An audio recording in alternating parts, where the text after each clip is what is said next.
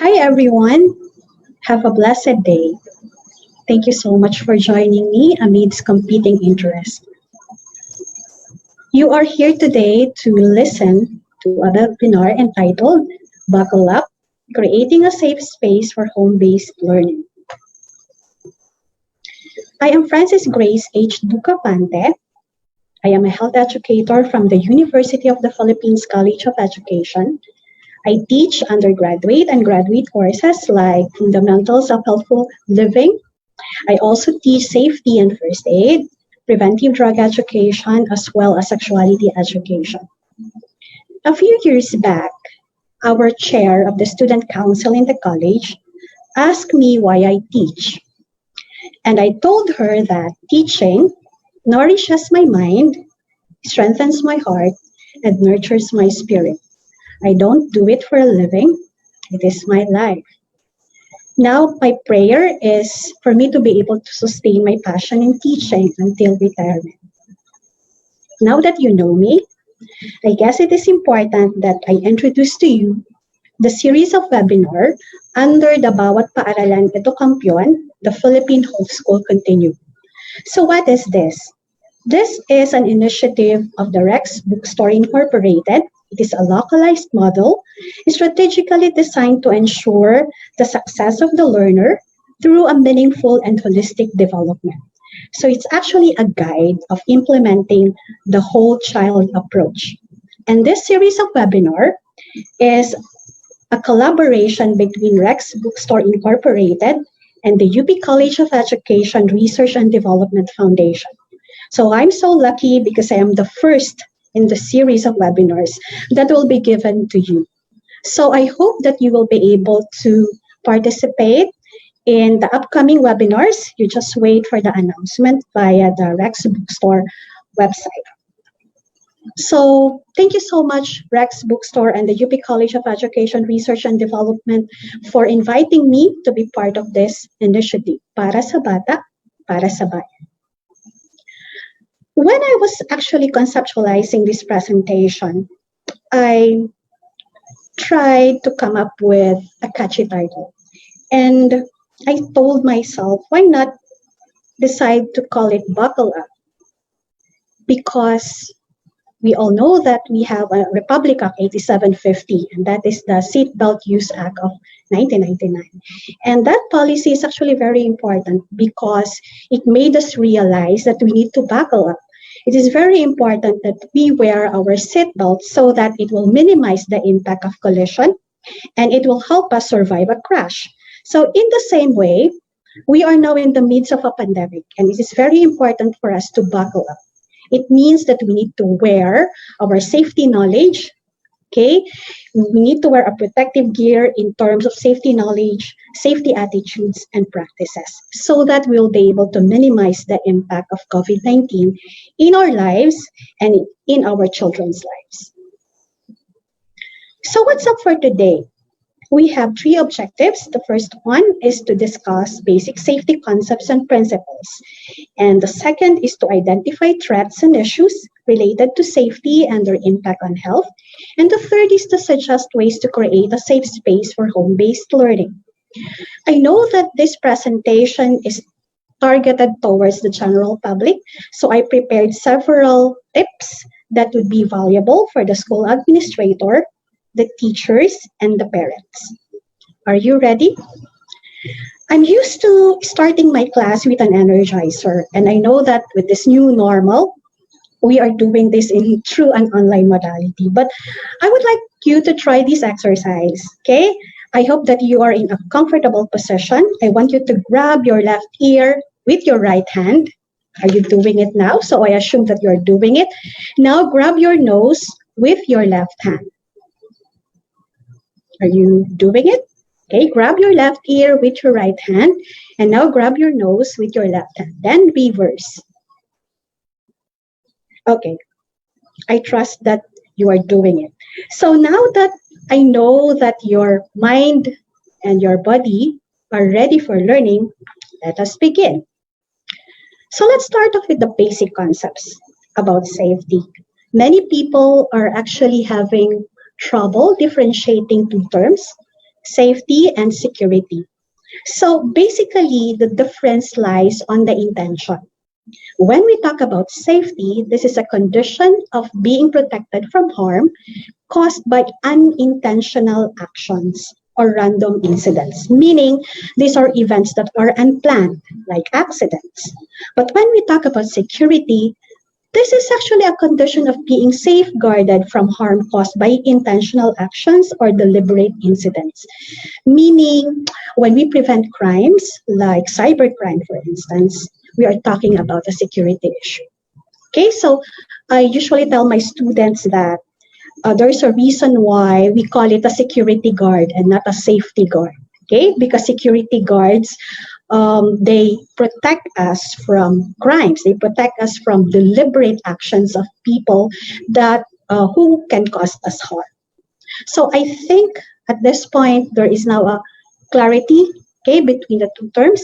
So when we say safety, we're talking about protection from unintentional actions, while security is a protection from intentional actions or planned actions of other people.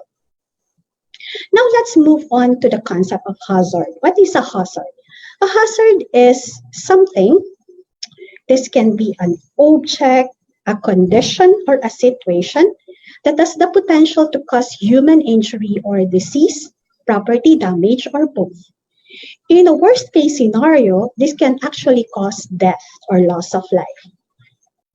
Now I'm going to focus on home hazards. And there are 4 types of hazards that we can actually see at home, okay?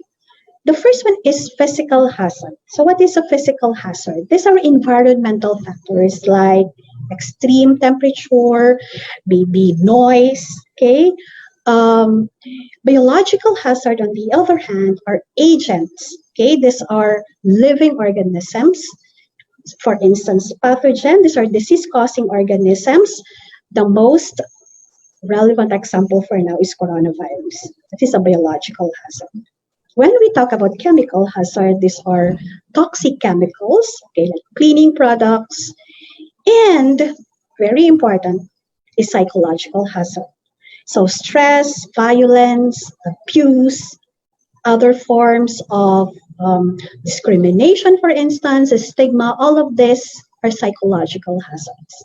So again, at home, there are 4 types of hazards that can be present. We have the physical hazard from the environment, a biological hazard from microorganisms that can cause disease, chemical hazards from toxic substances, and psychological hazards brought to us by stressors. Because the title of this presentation is Safe Space, so let's focus our attention to the concept of safe space. What is a safe space? This is a place where one feels safe physically and psychologically because it is protected from hazards and threats. Okay, we talked about the different hazards.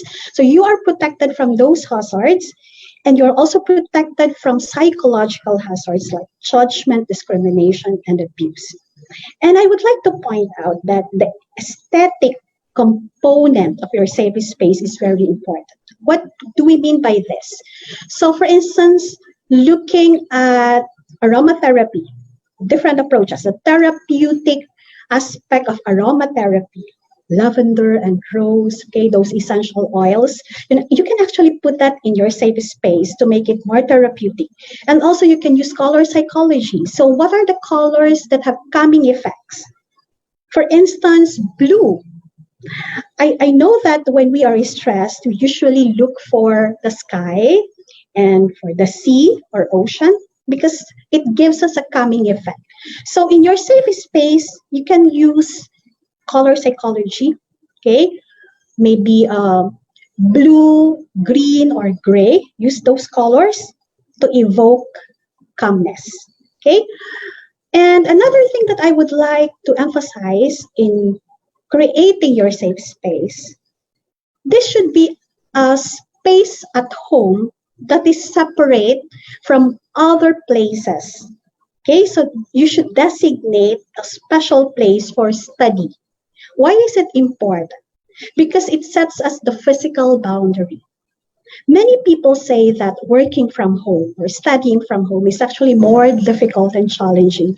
And I agree with that because now we have a very thin line, a very thin demarcation between work and home life. So creating that physical space, a safe space wherein you are free from hazards and you are free from distractions, and some a place that you can align with your personality, like you can put your pictures, you can put your medals, for instance, to remind you that you are a worthy person, and that is very important in making you feel proud of yourself and making you feel happy, safe, and supported.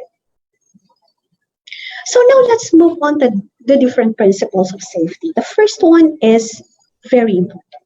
Safety is both a personal and a social responsibility. Why is this a very important one? This should be our mindset. Okay? Upon waking up in the morning, the first thing that we need to ask ourselves is that, how am I going to protect myself and other people from harm? Isn't that a good one? We all know that whatever we do affects other people. So that sense of responsibility shouldn't only be focused on ourselves. We also need to remember that everything that we do impact others. So we need to protect other people too.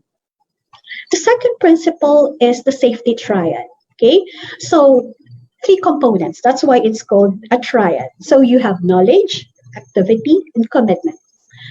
For knowledge, we need to remember that having knowledge is not, it does not automatically shift to habits, okay, or practices.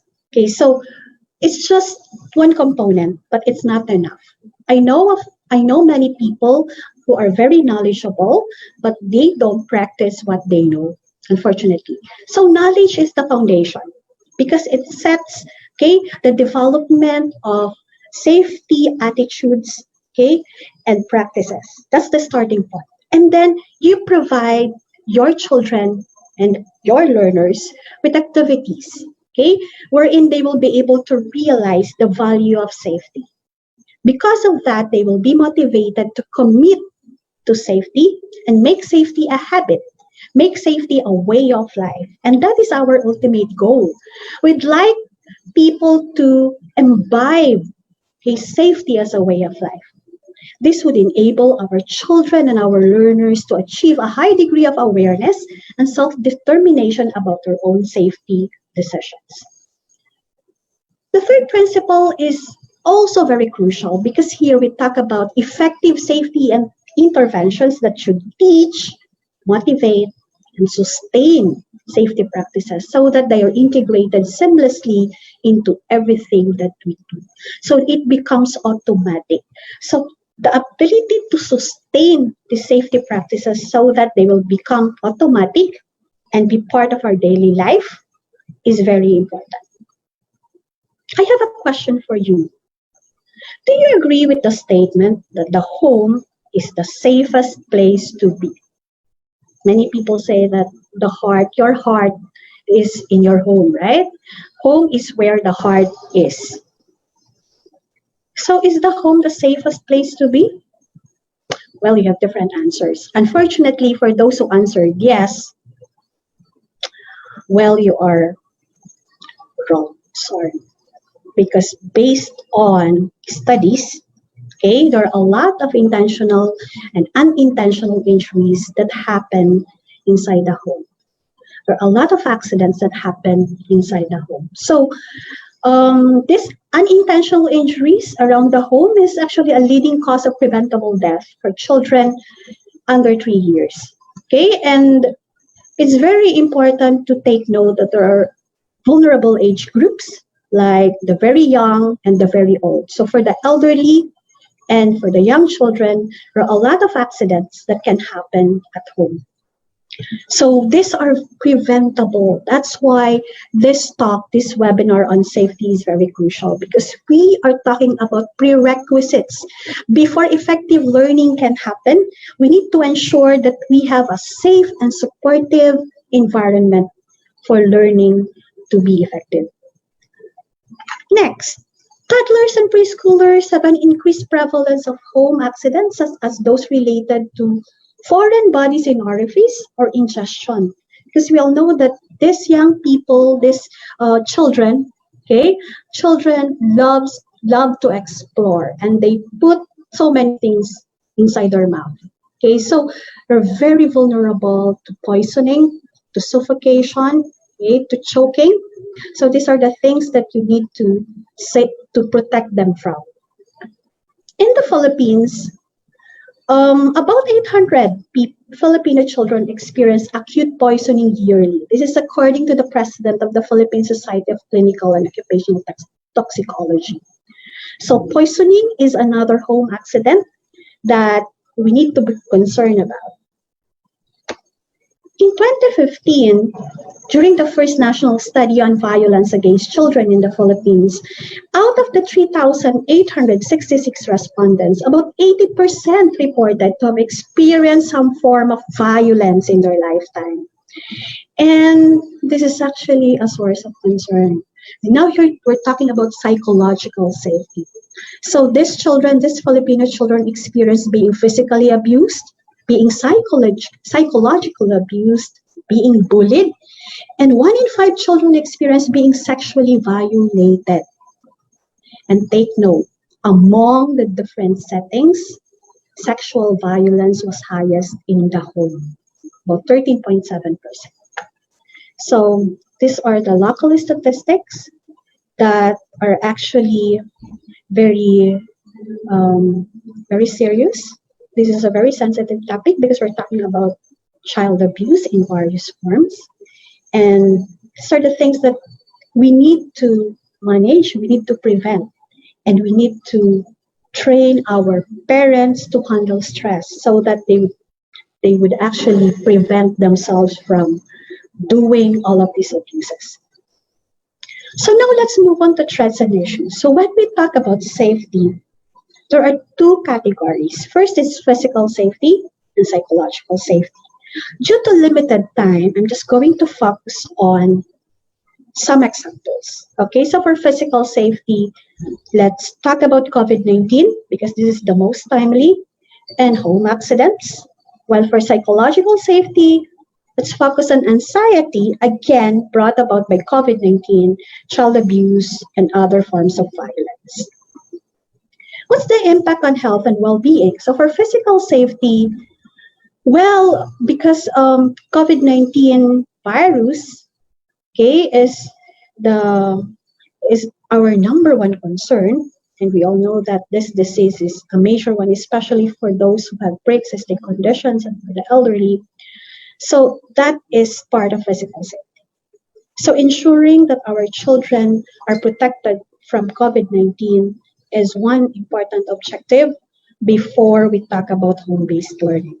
The second one is protecting our children from intentional and unintentional injuries. So intentional injuries, this could be self-inflicted, okay? This could be related to this abuse, for instance, okay? So this is a security issue. Unintental injuries are usually caused by accidents. And there are other physical health complaints.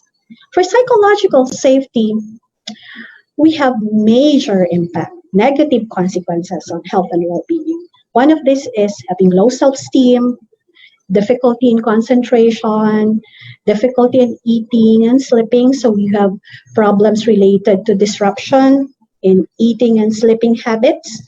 Some may act out, okay, or engage in risky behaviors, and most of them have trouble forming positive relationships. So you can see here that the impact of safety threats are actually major, okay, tremendous, and they impact the different aspects of well-being. So you have effect on social, you have effects on mental and emotional, and of course the physical aspect. So now I'm going to move on to the role of the school administrators, the teachers, and the parents, because I know that this is for the general audience, and I believe that we have principals, teachers, and parents who are watching. And I want this to be valuable to all of you. So let's start with the role of the principal. As the school leader, you are the one who is on top. Okay, when it comes to the school improvement plan, you have a process wherein you assess the needs of your learners, and then after assessing, you plan what is the best intervention to meet the needs of your learners, and then you act on it, you implement those programs. So now that we have the COVID-19 crisis and we're looking at the different learning modalities, you ask yourself, where are the learners now? And we say they're at home. So what is the new role of the principal in the current context? I guess it is very important that principals support parents in creating a safe learning environment at home. And how can you do this? You can help them, okay, in gathering resources for safety. Okay, you can create a learning community where teachers and parents can learn from each other, learn the best practices that they apply. Okay, they learn about safety promoting practices and stakeholder engagement. How do you do this? You collaborate with community leaders in developing a safety program for families. This program can incorporate, for instance, anger management. How do you handle stress? How do you regulate emotion? Maybe you can also incorporate mindfulness exercises, self-care, because we need to prioritize self-care. We need to take care of ourselves first before we take care of others.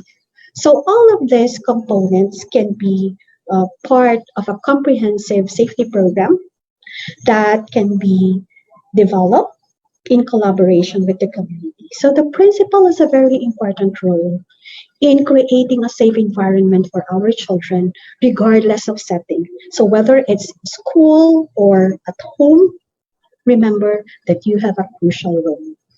For teachers, okay, the teacher should assist parents in creating a safe learning environment at home. And you can do this in various ways. You can share relevant safety resources to parents through the learning community. You can actually give practical tips or advice on how to deal with psychological safety issues.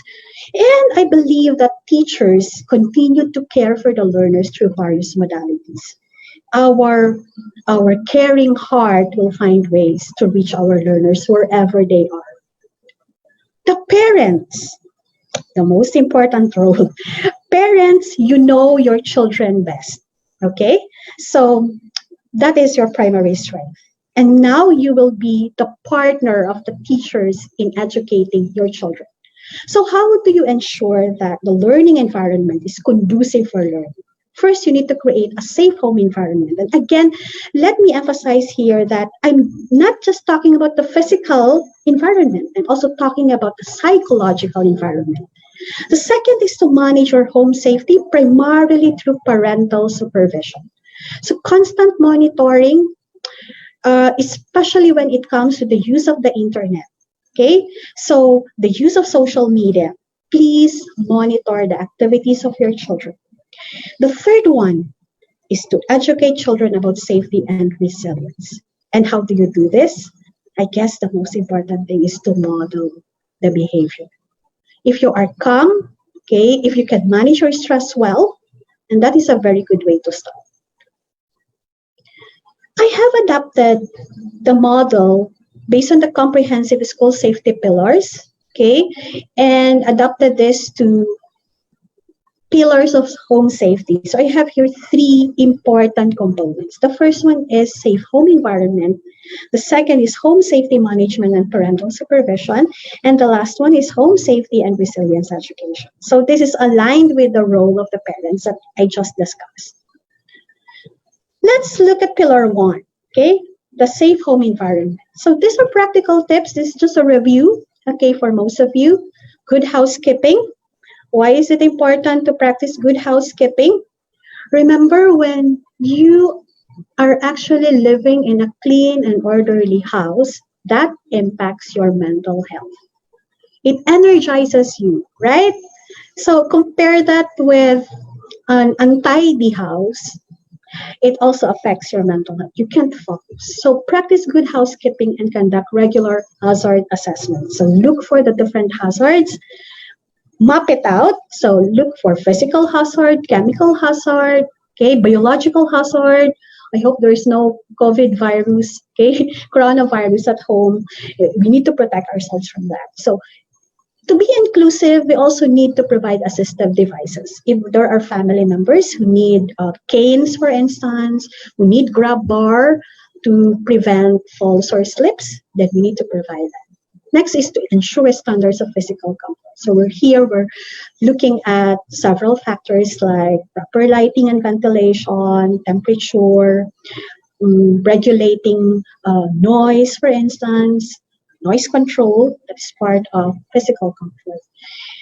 So these three are part of the physical environment. And the last two steps or the last two recommendations are related to psychological safety. So we need to properly manage our stressors. Remember that the stress is normal. It's actually necessary. Life is so boring and routinary without stress. And zero stress means we are dead. Okay, so let's accept that stress is part of life. And we can actually learn how to manage stress in a healthy way. So properly manage stressors. First, you need to be able to identify those, and you also recognize your triggers, your warning signs, so that you will be able to regulate your response to the stressors. And the last one is to establish a learning climate that demonstrates respect, caring, and of course does not tolerate bullying or violence at home. So look for signs of sibling rivalry or maybe physical conflict and intervene as soon as possible.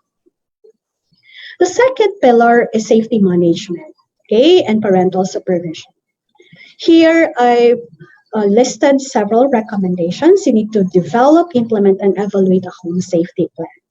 So the plan is very important because this serves as a blueprint. So it entails identifying your goal and then your strategies. And your plan can also serve as a basis for monitoring and evaluating whether you were able to achieve your goal. And again, regularly monitor your children's activities. Now they are looking for modalities like online support. So maybe their friends are now online. And it's actually very important that they connect with friends. But please monitor their activities. Okay? Know your child's friends. Enforce safety rules and protocols consistently.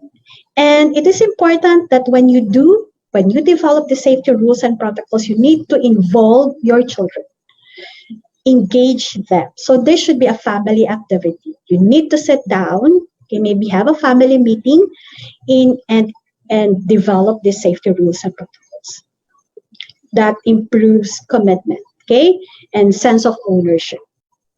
The third pillar is now the home safety and resilience education. And again, I put here involve children in identifying home hazards and developing a home safety plan and discuss the importance of building a home safety culture. I know this is something that is missing, okay, in most families. We don't have a home safety culture. This is the product of our beliefs, our commitment towards safety, and well, many of us don't prioritize safety culture.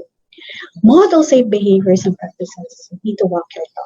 Okay, and use stories, especially for young children, stories and role-playing activities, so that you will be able to help them manage their anxiety and other mental health issues. There's a very good book written by Ana Gomez it's entitled The Oyster and the Butterfly, COVID-19 and Me, and it emphasizes the importance of resilience. So resilience is being able to identify and utilize our internal and external resources so that we will be able to cope with a crisis, our ability to bounce back after a crisis. So look at these resources. These are very, very helpful. Let me share with you some safety concepts and activities that parents can use with their children. and I have divided this into two. Start with physical safety. The UP College of Education Health Education area came up with this infographic, and it is entitled Break the Infection Chain of COVID-19. This is available in our websites. You can check the UP College of Education website for a copy of this infographic if you'd like to study this, okay, and to share this with your children. So basically, the infection chain shows us that in order for a disease to be transmitted from one person to another, for instance, COVID-19, to be transmitted from one person to another, there should be 6 elements in the chain. Without one element, if we remove one element, then there would be no disease, no communicable disease. So the first element is, of course, the causative agent or the pathogen. This is the disease-causing organism, simply called the germ. So this is the microorganism. So in the case of COVID-19, this is coronavirus SARS-2. Okay, that's the name of the COVID-19 virus. And then from the causative agent, the second element in the chain is the reservoir. Okay, this is the place or the habitat of the causative agent where the germ lives and multiplies. So in the case of COVID-19, our reservoir is the human body, although there are actually reports that it came from animals. Okay, so animal and human reservoir for COVID-19. The third one is the portal of exit or the mode of exit. So it means that the pathogen needs to exit from the host. So for COVID-19, the portal of exit is through the respiratory tract, okay, through the mouth and the nose. And for the mode of transmission, we all know that COVID-19 is transmitted through fomites, okay, so when you cough or sneeze, and this can also be transmitted through fomites. Fomites are inanimate things, okay, that can transmit the virus. So like doorknobs, for instance, those are masks, those are example of fomites. The fifth component is the portal of entry. So for COVID-19, the virus gets into our body through the eyes, the nose, and the mouth. And the susceptible host is the last component. And we are actually, all of us are actually susceptible to COVID-19. Okay? But there is a high probability, higher susceptibility for those with pre-existing conditions and for the elderly. So I hope that you were able to actually understand the 6 components in the chain of infection of COVID-19. And this is very important because many people don't know the reason behind the hand washing protocol, the respiratory etiquette, the wearing of the mask, because they don't understand that for a disease to be transmitted, there should be a complete set of elements. The 6 elements should be present. So how do we break the chain? Wow, this is very crucial. So if we're going to break the chain from the causative agent, of course, we need to disinfect high-touch surfaces. You need to properly dispose waste, especially for the one-time mask, properly dispose your mask, please. For the reservoir, of course, quarantine, okay, for those potential carriers, isolate the sick persons. For the portal of exit, this is the reason why we need to practice cap etiquette and wear facial masks so that we protect others.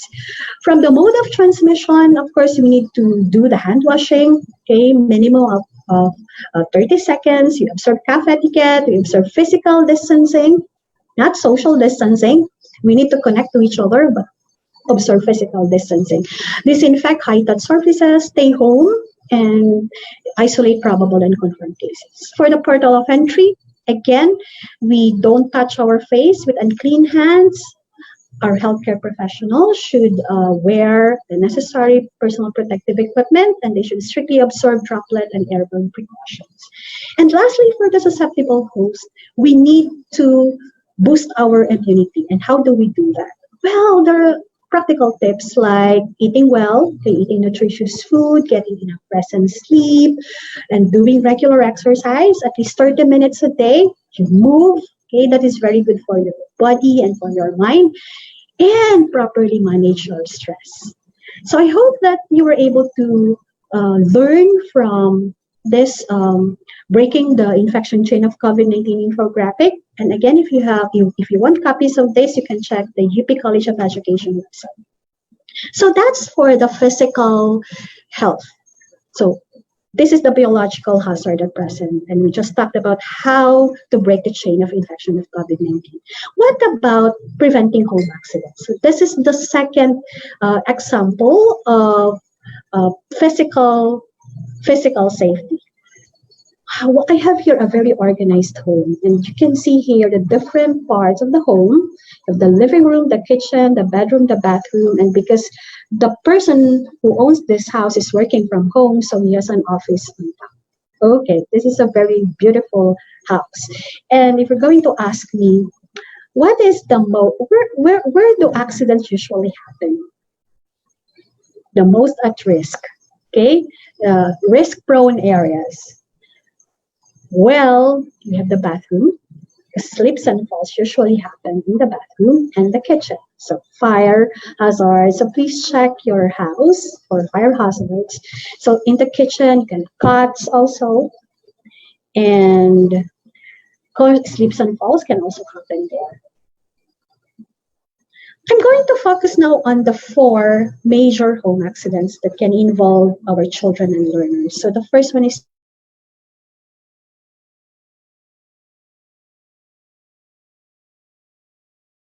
the review. So please educate your children, remind them to eat slowly and chew food well, put only food in the mouth. No non-food items, no coin in the mouth, please. And never put plastic bags or wrapping over the head or mouth. This is the primary cause of suffocation. And never play with cords or strings around your neck. Okay, so these are very dangerous activities. Please remind your kids not to do this. The next common accident at home is falls or slips. So for children, please remind them to use play equipment safely.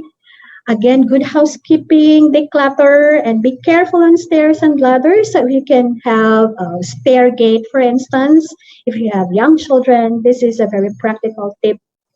Very good safety advice. Place a non-skid mat in the bathroom to avoid slips and falls. The next one is fire or burns. Now we can relate with this. Okay, so never play with matches. Test water temperature with your hand before getting in a bathtub or shower. Eliminate fire hazards. So check for frayed electrical cords or overloaded outlets. Please note the octopus connection and be sure the handles of pots and pans are turned toward the back of the stove. This is a very practical advice, especially when you have rowdy children. Please do these practical tips. And for poisoning, okay? Keep poisonous materials and medicines out of children's reach. Store toxic material in its original container with proper label. Very important. Never mix cleaning products. So don't mix, for instance, ammonia and bleach because that would produce a toxic gas. That is very dangerous. So never mix cleaning products and try using environment-friendly products like baking soda, for instance, maybe for environment-friendly pesticides like citronella, okay, or lemongrass. I have here some suggested learning strategies depending on the grade level. So let's look at K-2. For K-2, you at home, okay, for parents, you can facilitate activities like safety rules and practices. In order to be a habit, we need to start as soon as possible, so as young as possible. So we start inculcating safety practices because children love stories, okay, children literature for safety decisions, and safe and unsafe behaviors and situations. So if you're looking at psychological safety, this is also the time to teach them how to spot abuse.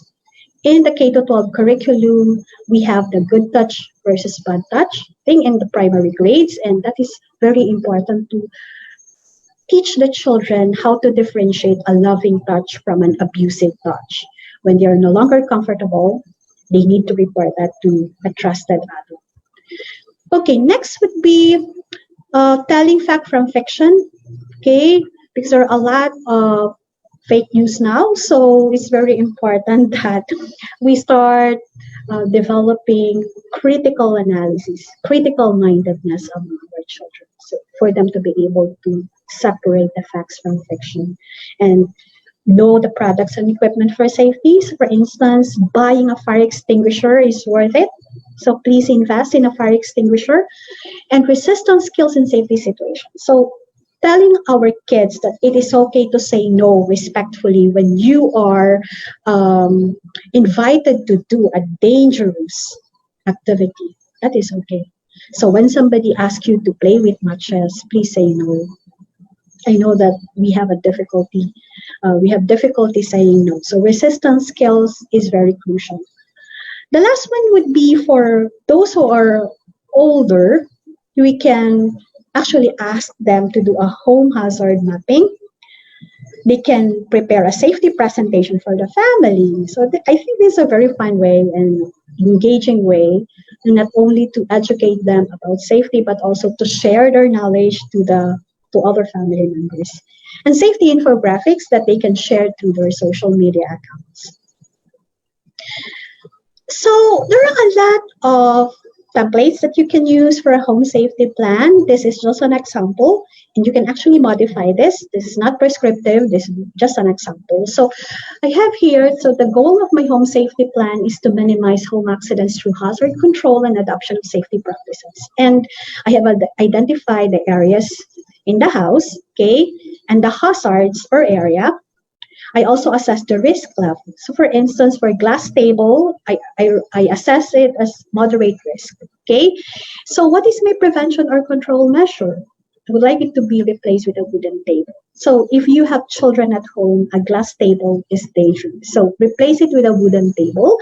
I also put here who's in charge and the timeline and remarks. For the remarks, this is important when you monitor whether you were able to actually implement your plan. So this can also be a monitoring and evaluation plan at the same time. You can make use of this, okay, or you can modify. Now let's move on to psychological safety. And research suggests, so there was actually a study in 2012 in the US, okay, done by Laglatuta and others, and they said that parents consistently underestimated the level of worry and nervousness that their children have. So they also overestimated their optimism, and they assumed that their children's feelings were similar to their own. And I know that many of us can relate with this. We think that our children are okay, they're coping well. But please acknowledge that even our children may be suffering from anxiety, high level of anxiety. So look for the signs and symptoms that they are not okay and acknowledge those emotions. So how do we help our children cope with anxiety brought about by the uncertainty, brought about by the COVID-19 crisis? We don't know what's going to happen next. So please acknowledge their emotions. Allow them to express their feelings through words or drawing. Reassure them that it is okay to feel that way. I am actually participating in a training. It's an online training on psychological first aid. And one thing that I've learned from the training is the concept of toxic positivism, toxic positivity. And that is something that we need to be cautious. What does it mean? Toxic positivism or toxic positivity is the belief that you need to be positive all the time. And it is the only way to feel, it's the only way to cope. You need to see the positive side of everything all the time. It is unhealthy actually. Why? Because part of our human emotions, part of being psychologically healthy is the ability to feel the whole range of emotions. So whether it's negative or positive, all emotions are valid. And we need to explain to the child that it is okay to feel sad, it's okay to feel frustrated, it's okay to feel mad because of the situation. All feelings are okay. We need to validate that. So no to toxic positivity, okay? We don't disregard negative emotions. We accept them. We recognize them as valid. So as they say, it is okay not to be okay. Another way is to reassure them that traumatic events are not their fault and explain the situation in words they understand. Why is this important? Because many of our children feel that bad things happen and they're actually the reason for it. So many children may have this notion that, okay, this coronavirus happened because I did something wrong. Tell them that this is something that we cannot control and they don't have any, they didn't cause it. Okay, so point that out and explain to them the nature of the disease in an age appropriate and developmentally appropriate manner.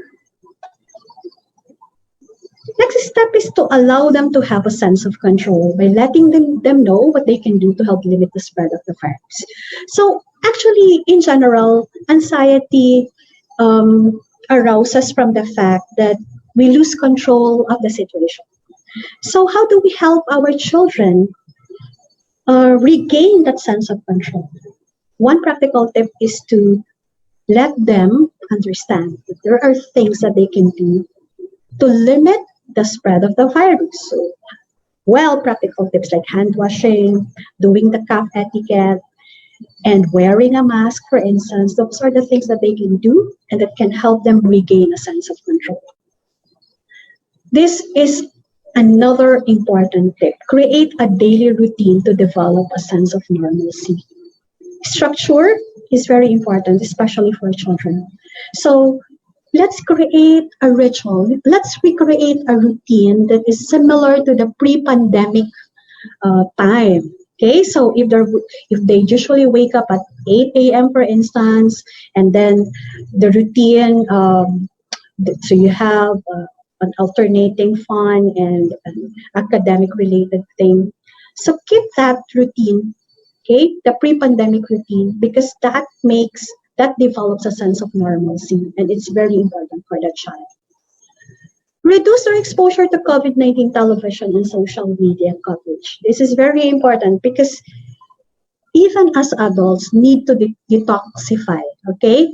We need to digitally detoxify. Too much exposure to social media, too much exposure to news is bad for our psychological health. So learn to unplug, okay? So that you will be able to regain your mental health. I have here a very interesting activity. It's called Uncover the Stinky Fish. You can try this with your children, okay? The stinky fish is actually a metaphor for our fears and anxieties that we don't usually talk about. This is something that we hide. And the more that we hide these fears and anxieties, the stinkier they get. So putting the stinky fish on the table, meaning we talk about them, is a good step, okay? To acknowledge our feelings and emotions and to be open to support from others. So in the Uncover the Stinky Fish activity, you're going to have 4 quadrants and you ask the child to answer 4 questions. What are your uncertainties? What's making you nervous or anxious? What is everybody thinking and no one is saying in the family? Okay, but you can sense, okay, that there is a problem, there is a stressor, but you don't talk about it. And what are you afraid of? So this is just being aware of the stressors so that we will be able to regulate our reactions, our responses to these stressors. So maybe you can try this, okay? And another thing that is also interesting, okay, to do with your children and even you is to have a personal crisis plan. So identify your triggers. So I know I'm triggered when I notice. So this is part of a body awareness activity. What are your triggers? What are the cues that you are stressed? And then what are the healthy ways to distract yourself? Maybe do a breathing exercise. Deep breathing is actually very practical but very effective in calming, okay, your nerves and managing your stress. In my previous webinar, I talked about the square breathing. And I told them that it is very effective for me when I am mad or when I'm stressed. I do square breathing. Square breathing is very easy. You just need to inhale for 4 seconds. You hold your breath for 4 seconds. You exhale for 4 seconds and you wait for 4 seconds before saying or doing anything. Very easy. So you can try mindfulness exercises, okay? These are part of self-care tips and a lot of them. So physical activity, you can also do spiritual activities, meditation. There are a lot of things to do to manage your stress. And then another that you can do is to list down the safe people you can reach out to. So this is the support system that is really needed at this point in time. And then the coping skills that you can use, ways to keep yourself and your space safe. Okay, so I already gave you several tips to do this. And then other resources that you can use to get yourself care. And you can put your crisis text line, or, okay, whom to call when you are not feeling okay. So safety is an important element of a positive learning climate. This is a reminder, okay, before we talk about home-based learning, let's ensure that the learning environment is safe, both physically and psychologically. So in a nutshell, safety is a condition of being protected from harm caused by non-intentional actions, unlike security, which is caused by intentional acts or deliberate activities of other people. So when we talk about a safe space, you need to feel safe physically and psychologically because it is safeguarded from threats, judgment, discrimination, abuse, and several hazards. And threats and issues like COVID-19, home accidents, anxiety, child abuse, these have tremendous impact on health and well-being. And in order to create a space for home-based learning, the best thing to do this is to engage the various stakeholders. So we have the school principal, the teachers, and of course the parents. If you need some resources, okay, I advise that you check, okay, the College of Education of the University of the Philippines curated resources for remote learning. You can check this. There are a lot of references that you can use, and for various domains, especially for safety and health.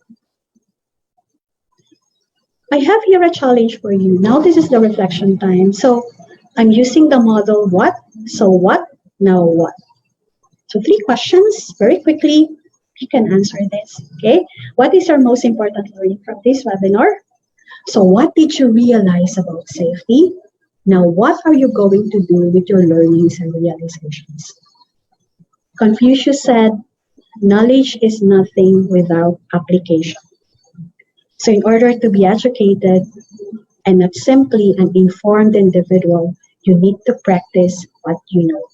So apply whatever learning you got from this webinar.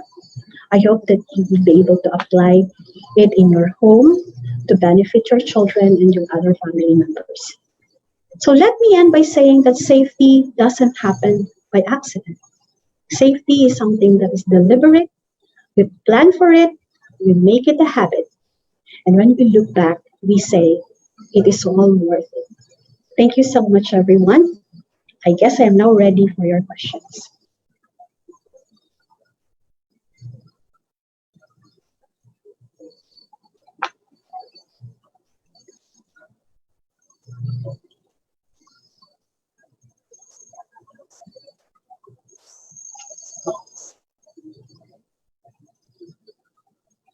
So let me just check for questions.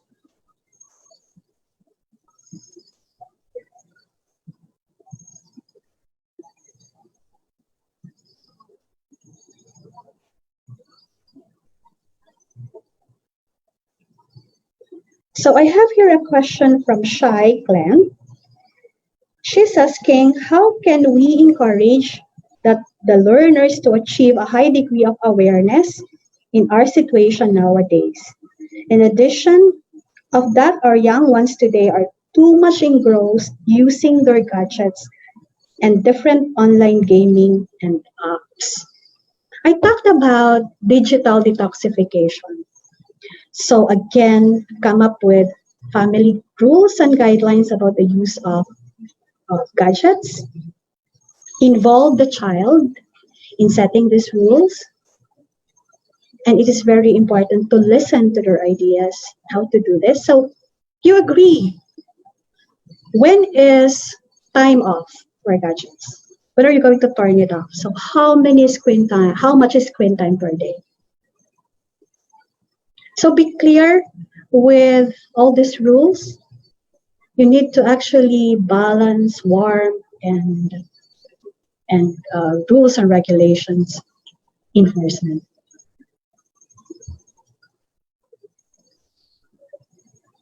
And how do you achieve a high degree of awareness? Again, I suggest you check, there are a lot of online resources on mindfulness, okay, body awareness exercises that you can use, meditation, for instance. You can check headspace.com. Okay, there are also a lot of online games that teach resilience. You can also check Super Better. Super Better is actually a game that teaches resilience. From Enrique Kobacha Gui Hoko, in the slums area where there's a lot of noise outside and that we don't have control over them, what suggestions can you make in order to make better our learning environment? Well, this is quite tricky. This is very sad. Okay, when I was doing this presentation, I tried to be as inclusive as possible, but I realized that there are a lot of limitations. So for instance, I'm talking about home safety, and how can you relate with home safety if you don't have any home to speak of in the first place? So how can homeless families relate to my topic? I remember my teacher in college saying that how can you, it's very hard to teach table manners to street kids because they don't have table, right? So here you're asking, what are we going to do? How can we help those who are in slums where there's a lot of noise, okay, outside, and that we don't have control over them? Because you need to stay at home. Okay, there are things that you cannot control, but there are things, so focus on the things that you can control.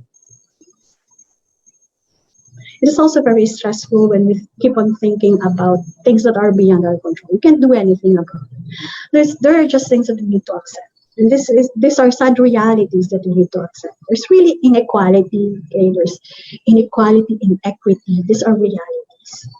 So I think if you are living in a slum area, find a way inside, because I'm thinking if you are living in a crowded place, imagine if you have 7 siblings, okay, and you have a very small area. Where do you study? Where do you work? And that is hard to answer. That is really very hard to answer.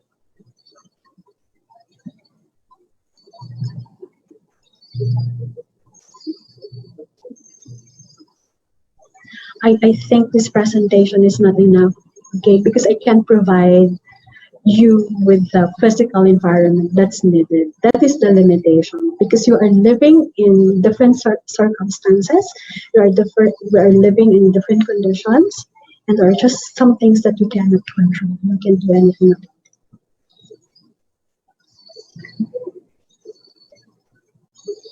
So maybe noise control. What about cotton balls? I'm actually thinking of practical ways to manage, okay, the level of noise.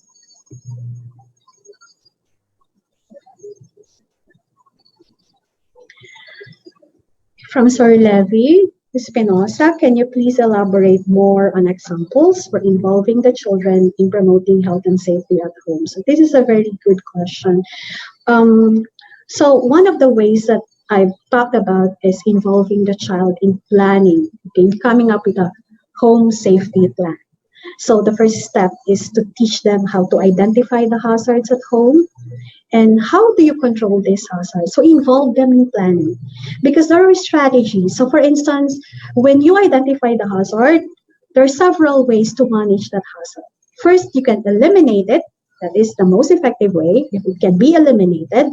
If you can't eliminate it, so for instance, the hazard is your stairs and you can't eliminate it. So what you do is you can do behavioral compensation, behavioral modification. So when you're using the stairs, you ensure that you are not running, okay, being very cautious in using the stairs. Another way, so aside from involving them in coming up with safety plans, okay, and involving them in planning for interventions on how to control and manage these hazards, we can also make use of older children to teach their younger siblings on safety practices. So making them as or maybe peer educators for their young children, for their siblings.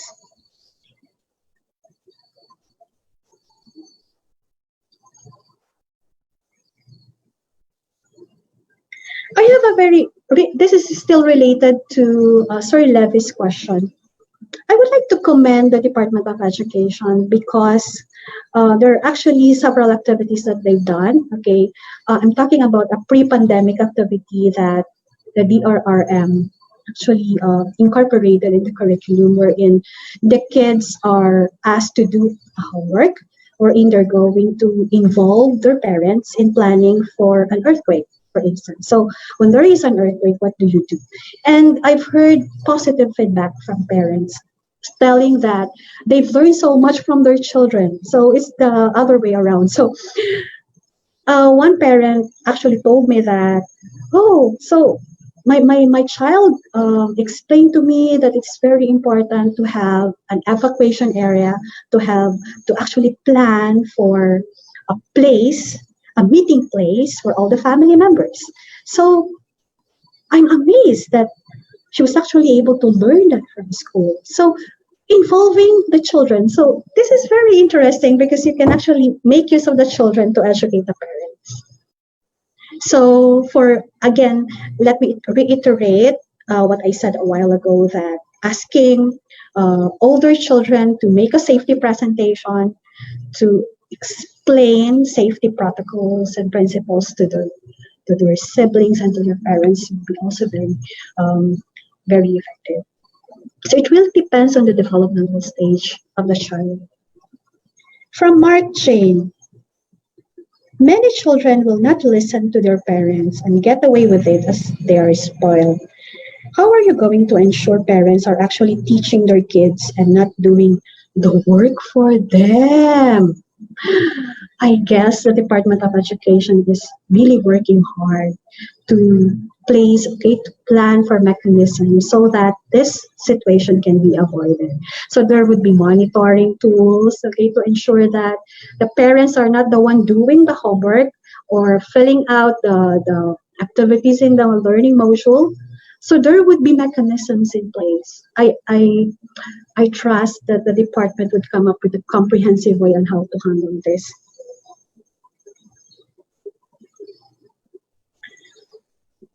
Wow, from my student, John Lester Briones. Hi, Lester. How can we incorporate safety education in edukasyon sa pagpapakatao subject? Thanks, ma'am. Looking forward to see you soon.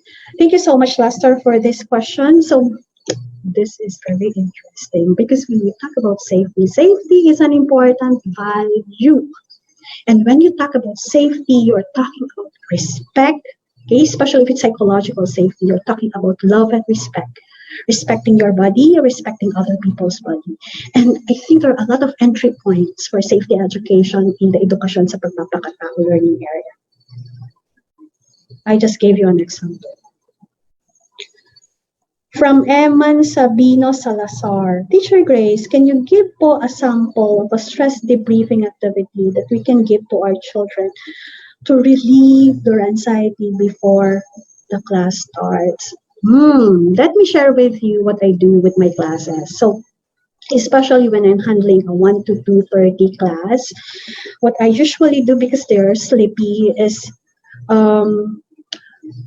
I ask them to do a breathing exercise. Okay, after an active I ask them to move around. I also ask them to do a breathing exercise. You inhale, so deep breathing, and then you just say ha when you exhale, and then just focus on your breathing. So this is a very simple mindfulness exercise. When you just let it flow, you just concentrate on the present, and just be aware of your breathing and the different parts of your body. Tomorrow, I'm going to have a webinar on self-care, and I'm going to share a lot of mindfulness exercises and stress management techniques like the progressive relaxation technique. It's actually tightening the different muscle groups and relaxing each of those muscle groups. And it's actually very uh, relaxing. Makes you feel calm, makes you feel happy, and it's a very good de-stressing activity.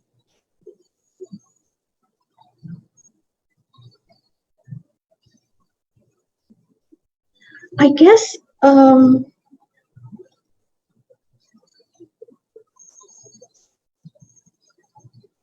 we still have time, and I'm still waiting for questions. If you have questions.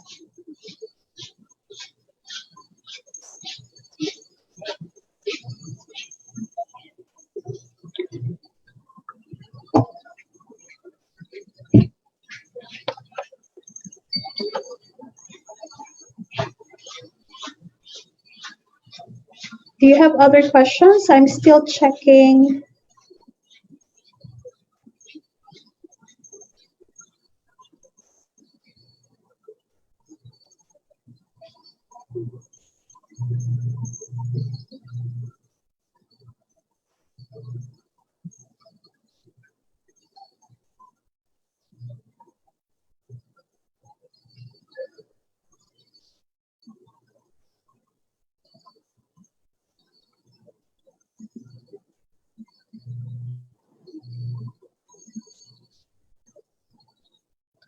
If there are no more questions, I have here an announcement.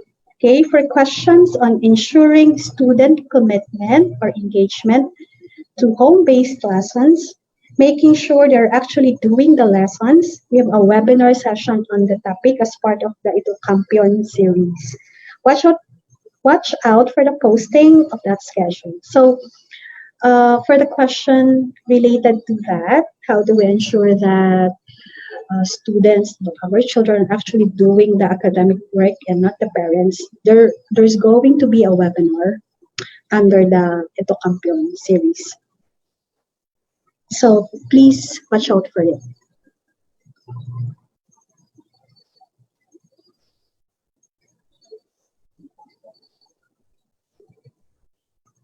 So if there are no more questions, I would like to end my webinar with a reminder that the most important principle is safety is both a personal and social responsibility. Thank you so much, everyone.